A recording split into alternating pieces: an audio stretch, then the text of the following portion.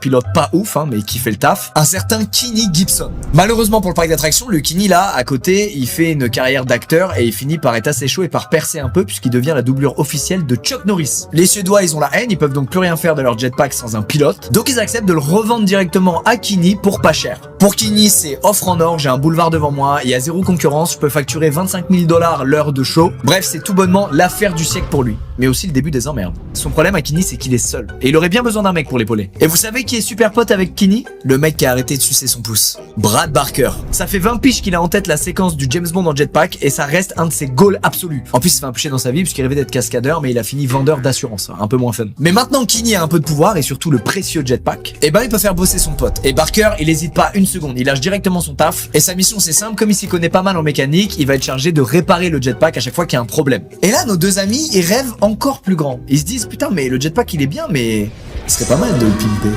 Et pour ça, il faudrait un autre gars qui s'y connaît un peu. Larry Stanley! Ce mec, c'est un type qu'ils ont croisé lors d'un saut en parachute et il cumule tout ce qu'il cherche. Il adore l'aéronautique, il adore bricoler, et sa famille a fait fortune dans les champs de pétrole. Il a donc plein d'argent à dépenser dans des projets de merde loufoques, comme le projet Jetpack. Alors il signe lui aussi, et on a maintenant notre boys band au complet. Alors Larry, il est pas mauvais, puisque rapidement, il essaie d'améliorer le jetpack et il y arrive, il va réussir à upgrade le système de propulsion. C'est pas rien. En dehors du taf, tout se passe bien, ils deviennent super potes, au point même où Brad prête très régulièrement son avion de tourisme à Stanley.